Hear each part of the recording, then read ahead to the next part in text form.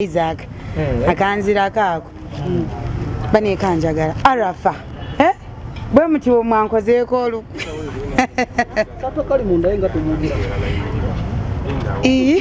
kaakati tuli ku birthday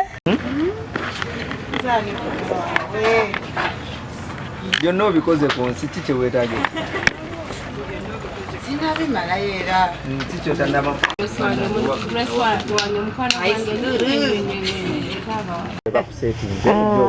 Prince Omaffe tetumumanyi tebitukwatako ebintu bye omutuufu yani ani omwami wa kyaliwo oba ebyamakwata Mr. Samuel ayina limu tulina bye twagala yingiza kale mu mawulire nga tebyetaagisa gwe tegeera nti Mr. Sam period.